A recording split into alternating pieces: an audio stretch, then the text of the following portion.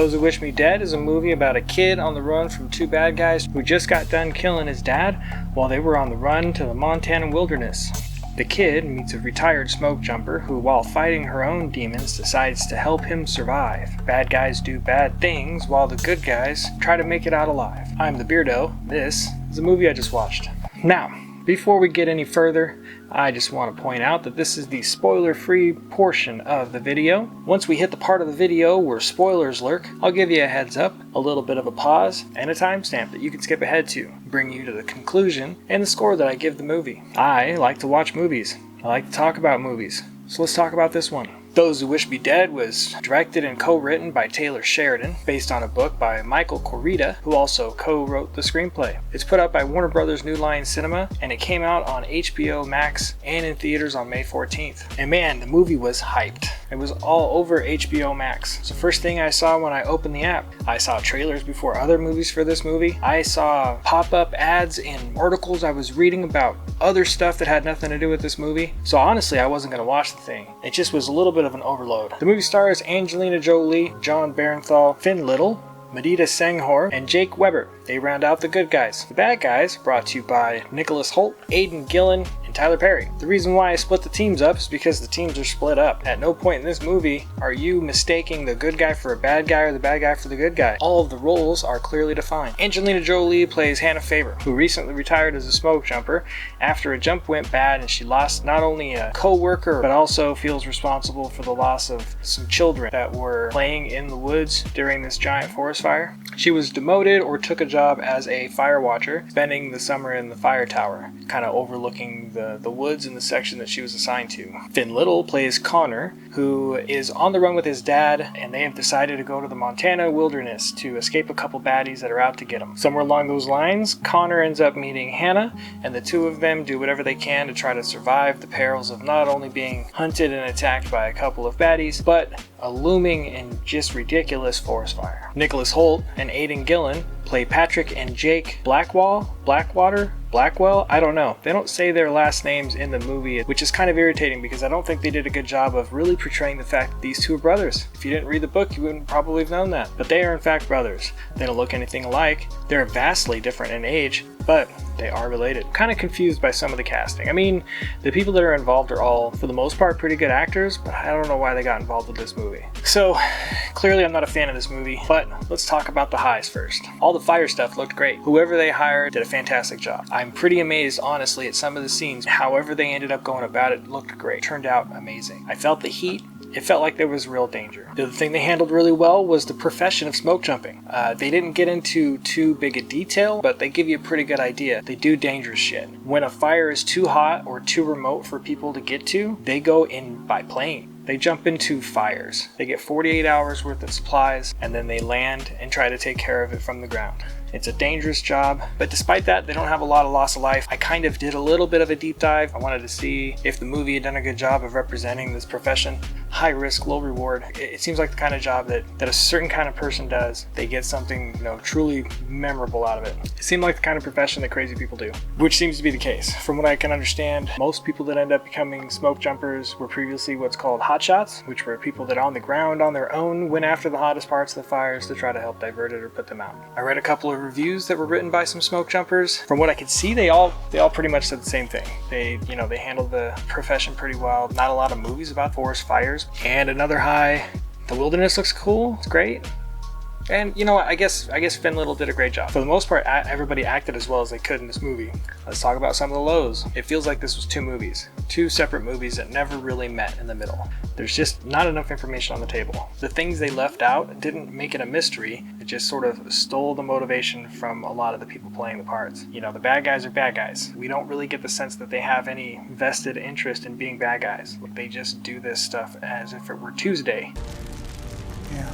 And it would be anybody, which could create malice in some instances, but in this case it just made him seem flat and one note. Everybody kind of suffered from that. I feel like that the movie itself was developed backwards. I feel like they kind of came up with this scene of the forest fire, the people sort of surviving, and worked backwards from there. Like, how do we get these people out of that forest fire? How do we get these two people hunting them? How do we make that happen? Instead of using creative plot devices to get them there, they seem to just create issues that shouldn't exist. Things that are easily solved solvable with today's technology, or could have been solvable if they had driven somewhere else. Like, it just seemed too contrived. And I'm not gonna lie, the assassins are essentially idiots. Didn't see that coming. They start out fantastic. You know, we get the sense that these are real serious bad guys, but by the end of the movie, I'm just scratching my head. Like, did they pick these guys up from the airsoft range? I mean, they obviously didn't hire him out of the military. Maybe they just happened to find a couple people LARPing military clothes and were like, that'll do. Do you guys know what a gun looks like? Fantastic. You've played Call of Duty at least twice? You're in. Let's do this. And then put him in charge of this entire operation. To be honest, I had a hard time liking this movie. I didn't quite hate it, but I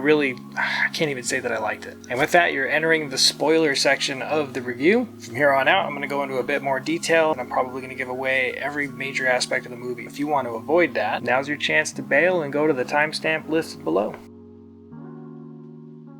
Okay, look, what the hell is this movie? Seriously, I don't understand. The entire plot could have been summed up, I guess, with an email. If the bad guys blow up the house, and the dude is looking at his laptop watching the news with the internet up and running, and he's like, man, we gotta get to the wilderness. I gotta leave all this technology behind and get to the wilderness. Well, okay, so who is this guy? He's a forensic accountant, and he's uncovered some dirt about some bad guys, and him and the DA are about to go after the bad guys, and so the bad guys hire some bad guys to kill everybody involved. Which, fine, you know, that works. The problem is that once the dad figures out that they're gonna be coming for him, he, like, takes his son to school.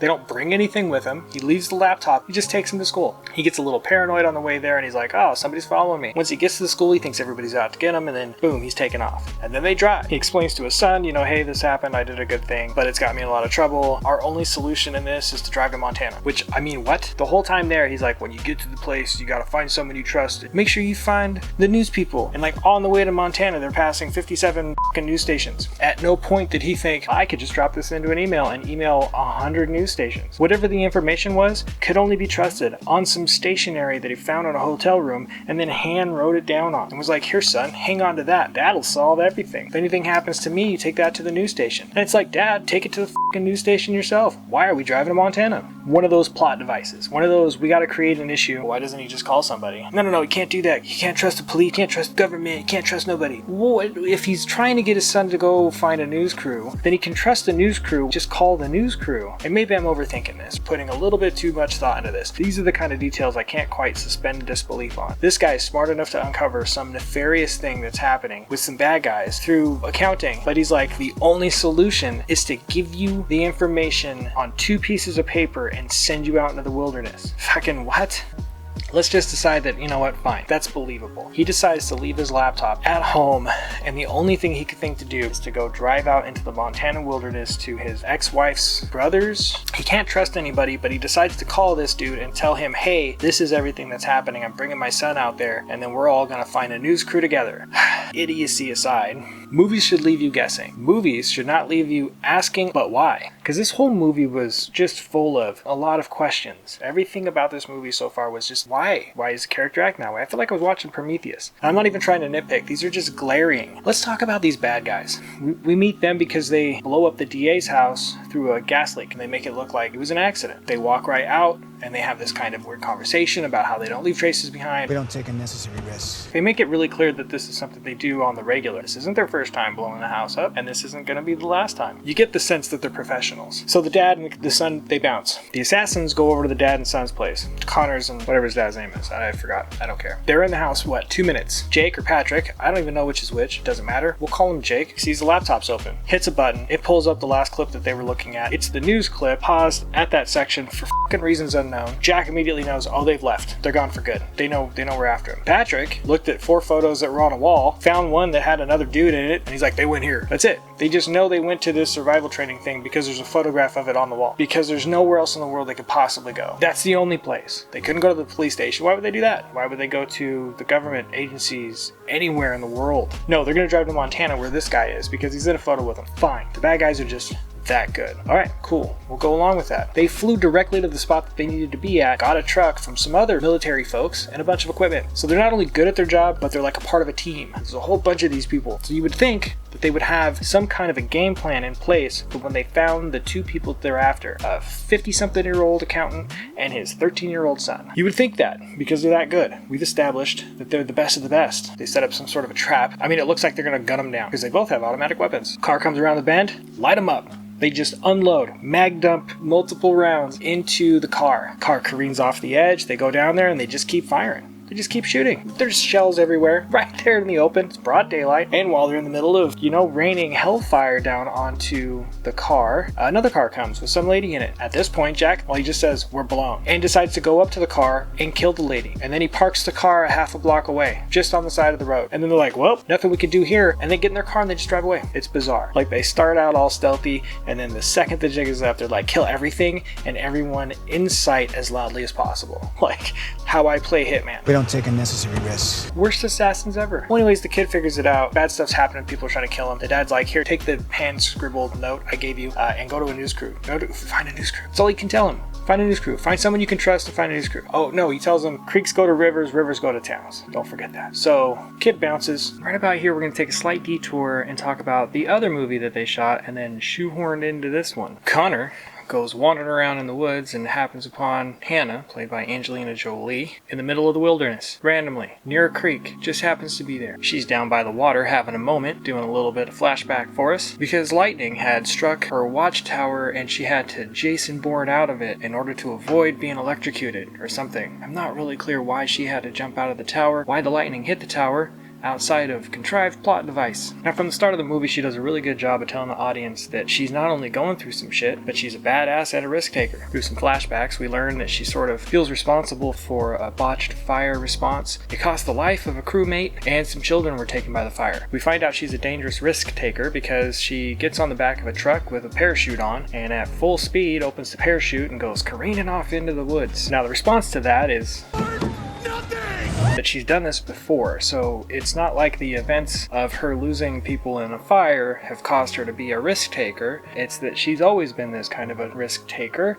and that this is par for the course. That gets her arrested by Ethan, who's played by Jon Bernthal. They have a little awkward exchange where it's really unclear if they're currently in a relationship, really awkwardly close friends, or they hate each other. There's a lot of tension in this little exchange, basically the only real exchange they have. Anyways, her and Connor finally meet up. He doesn't trust anybody. When he meets up with her, they tussle a little bit. He tries booking it, she chases him down. There's a weird back and forth, even though she's obviously dressed up for the part of being an injured forest guide of some sort. He isn't sure if he can trust her. Finally, he stops being a dick, and she's all like, I have a radio. You can call people. You can call the police. You can call the feds. You can call the Pizza Hut delivery guy. He's like, what about the news? Can I call the news? I only want to call the news. Hannah's all like, yeah, buddy, sure, call whoever you want. The bad guys meet their boss, who's Tyler Perry, playing a guy named Arthur, who says some kind of weird cryptic shit to him. It takes up less than a minute. Jack and Patrick are sent back on their way. I will point out that at one point he said, we needed 2 teams. I'm sorry. This is an old man, 50-something years old. He's a forensic accountant and his 13-year-old son. Why do they need 2 teams? Just took 2 of them to blow up a house. But it's going to take 4 of them split up into 2 teams to take over someone driving, a Volvo or whatever the hell it was they were driving? What a weird, twist. That was a twist. I didn't expect them to be completely inept at their jobs. If I was as bad as they are at their jobs, I'd have gotten fired. These guys just get more guns. Bonkers. So to sum it up, they did a really crappy job stopping them with guns. So they thought the only way they could flush out the kid, because they think maybe he's alive, they're not sure, is to set the entire forest on fire. Because that's subtle. We don't take unnecessary risks. And hard to trace. And why? Why? They weren't even sure if the kid was alive or not. They didn't make any effort to find out. They just decided to catch the entire forest on fire. That'll help. They can't control that now. These are supposed to be assassins. Whatever. Now, I think you're starting to see kind of the pattern. These issues are invented to keep the plot going, but they're so f***ing easily solved. If the assassins were good enough to start a fire and make it look like a gas leak of some kind, they could have set up some sort of a car accident in the middle of the wilderness. But instead, they mag dump on 2 people in a car, leave the car there, don't make sure everybody's dead, and then drive away. And then catch the literal forest on fire. And then they get their asses kicked by a pregnant lady.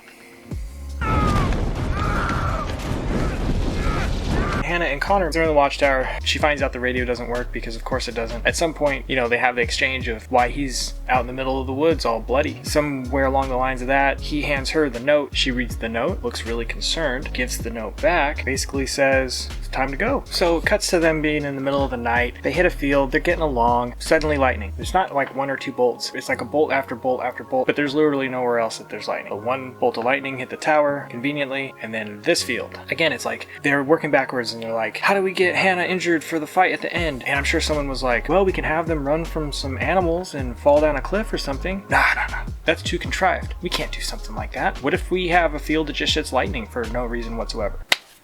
Promotion. Somewhere in here, Hannah finally sees the fire. I mean, she couldn't see the fire up until now due to, I'm guessing, because it was blocked by shit writing. And again, I'd like to point out that this was written by the director with the help of the person who wrote the book. Anyways, she's all, welp, I guess we better go back to the watchtower. And then the bad guys, they almost get their ass kicked by a cop who is unarmed. They both have guns trained on them. The dude almost takes him out. And what the hell was Jon Bernthal doing in this movie? Like, what the hell? You know, they got him down by the creek, and he decides to have, like, some speech of reckoning where he's like, just kill me now. Just do what you gotta do, man. Just do it. Just kill me. To be tough. I don't know what he's trying to do there. You know, Jack gets burnt up by the pregnant lady. They leave her there, not tied up, and then they go about their business with Ethan out into the woods. Ethan knows exactly where the kid went. He went straight to the watchtower.